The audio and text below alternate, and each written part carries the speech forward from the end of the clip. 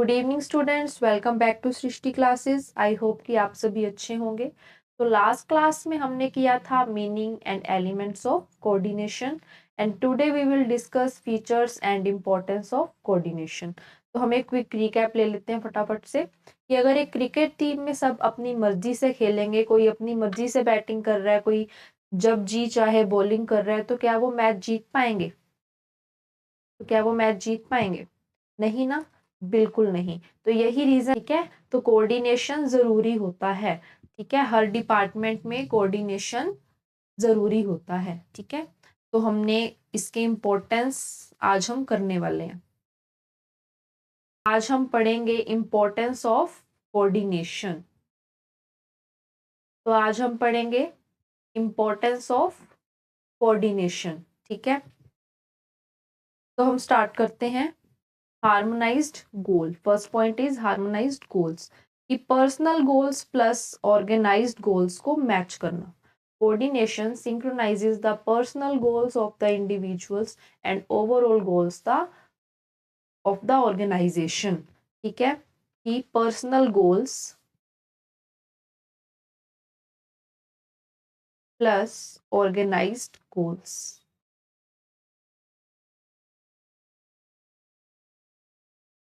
इनको coordination match करने का काम करता है कि हमारे पर्सनल गोल्स भी फुलफिल होते हैं और ऑर्गेनाइजेशन का गोल भी फुलफिल होता है।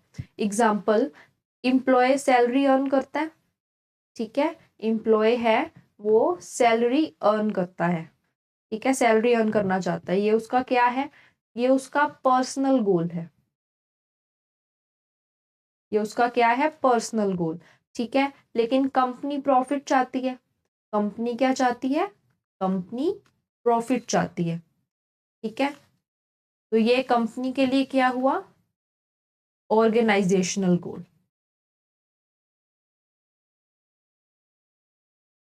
तो कोऑर्डिनेशन क्या करता है? इन दोनों को बैलेंस करने का काम करता है, ठीक है। आई होप कि आपको ये पॉइंट समझ आया होगा। तो हार्मोनाइज्ड गोल्स मतलब कि personal goals plus organised goals को मैच करना। Next point is allotted work, ठीक है। डिफरेंट डिपार्टमेंट्स के आइडियाज को इंटीग्रेट करता है और कॉन्फ्लिक्ट्स अवॉइड करता है। कोऑर्डिनेशन इंटीग्रेट करता है opinions and thoughts of various specialist and departments. हर डिपार्टमेंट के ओपिनियंस को इंटीग्रेट करता है, उनकी थॉट्स को इंटीग्रेट करता है, so as to avoid diversion and conflict among them, ताकि उनके बीच में किसी तरह का कोई भी कन्फ्लिक्ट ना हो, ठीक है। जैसे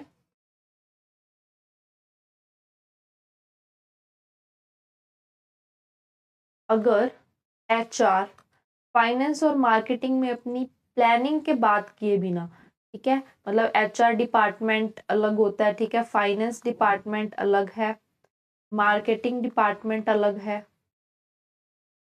सब अपनी अपनी अलग प्लानिंग चला रहे हैं। एचआर अपनी प्लानिंग कर रहा है अलग से, फाइनेंस डिपार्टमेंट अलग से अपनी प्लानिंग कर रहा है, मार्केटिंग डिपार्टमेंट अलग से कर रहा है। इनके बीच में कोई भी डिस्कशन है ही नहीं। तो क्या इससे होगा? इससे कंफ्यूजन क्रिएट होगी। क्या होगा? इससे कंफ्यूजन होगी। तो कोऑर्डिनेशन सबको क्या रखता है? सिंक में, मतलब कि तीनों के बीच में डिस्कशन होगा, तीनों के बीच में कोऑर्डिनेशन बनेगा, तीनों मिलकर काम करेंगे, जिससे काम क्या होगा? Efficiently and effectively,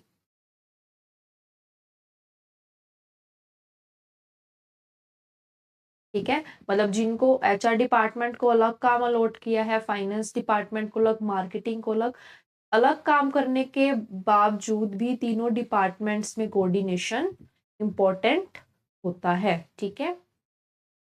next point is interdependence of division. Interdependence of division, कि सब डिपार्टमेंट्स एक दूसरे पर डिपेंड करते हैं। As an organization has various independent departments such as production, sales, finance, coordination is needed to synchronize their activities for the achievement of the common goal. Her department अलग है, production department अलग है, sales department अलग है, finance department अलग है, इन तीनों के बीच में क्या होना चाहिए, कोऑर्डिनेशन होना चाहिए। सब डिपार्टमेंट्स एक दूसरे पर डिपेंड होते हैं। एग्जाम्पल, प्रोडक्शन डिपार्टमेंट क्या करता है, प्रोडक्शन डिपार्टमेंट्स गुड्स बनाता है, ठीक है। सेल्स डिपार्टमेंट क्या करता है, सेल्स डिपार्टमेंट सेल करता है गुड्स को, ठीक है। फाइनेंस डिपार्टमेंट क्या करता है, पैसे को मैनेज करता है, ठीक है। तो गुड्स प्रोड्यूस होंगी तभी सेल होंगी, सेल होंगी तभी पैसे मैनेज होंगे ना, पैसा आएगा जाएगा, ठीक है। तीनों के बीच में कोऑर्डिनेशन जरूरी है, इनकी बिजनेस की स्मूथ रनिंग के लिए कोऑर्डिनेशन जरूरी है। सभी डिपार्टमेंट के जो एम्प्लॉयज हैं उनको आपस में कोऑर्डिनेशन बिठाना पड़ेगा, ठीक है। तो कोऑर्डिनेशन ही वो इनविजिबल फोर्स है जो ऑर्गेनाइजेशन को स्मूथली चलाता है। बिना कोऑर्डिनेशन के सब एफर्ट्स वेस्ट हो जाते हैं, ठीक है। Coordination is the heart of the management, coordination is the heart of the management, ठीक है। बिना इसके सिस्टम फेल हो जाता है, ठीक है। तो ये था हमारा आज का टॉपिक, सिर्फ ये लास्ट टॉपिक रह गया था इस चैप्टर में हमारा, इम्पोर्टेंस ऑफ कोऑर्डिनेशन, जिसको हमने आज कर लिया, ठीक है। अब नेक्स्ट क्लास में मैं एक टेस्ट लेकर आऊंगी, क्विक टेस्ट जैसे मैक्रो इकोनॉमिक्स का किया था, जहां पर आप अपनी परफॉर्मेंस को एनालाइज कर सकते हो, ठीक है।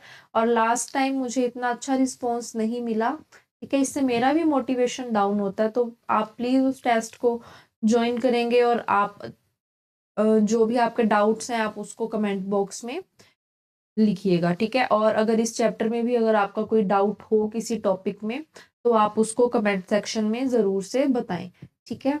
और जैसा कि आपको पता ही होगा कि कल से हमने 6 अप्रैल से 11th के बैचेस भी स्टार्ट कर दिए हैं, 11th सेशन का स्टार्ट कर दिया है हमने। तो अगर आपका कोई भी रिलेटिव्स या कोई भी आपका सिस्टर ब्रदर जिसने अभी अभी 11th कॉमर्स में एडमिशन लिया है तो आप उसके साथ मेरे चैनल को ज़रूर शेयर करें, ठीक है।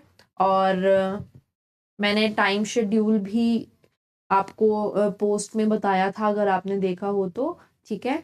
12th का है 3 PM एंड 11th का रहने वाला है 5 PM, ठीक है। जिसमें हम कॉमर्स के सब्जेक्ट्स पढ़ने वाले हैं, एक दिन पर एक ही सब्जेक्ट होगा, ठीक है। और नेक्स्ट क्लास में मिलते हैं और वहां पर मैं प्लीज आपका रिस्पॉन्स देखना चाहती हूँ, ठीक है। मैं आपके आंसर्स पर्सनली चेक करूंगी, ठीक है। वो हमारा टेस्ट प्लस रिवीजन सेशन रहने वाला है, आपके लिए बहुत इंपॉर्टेंट है और आप उसको जरूर ज्वाइन कीजिएगा, ठीक है। See you in the next class, thank you.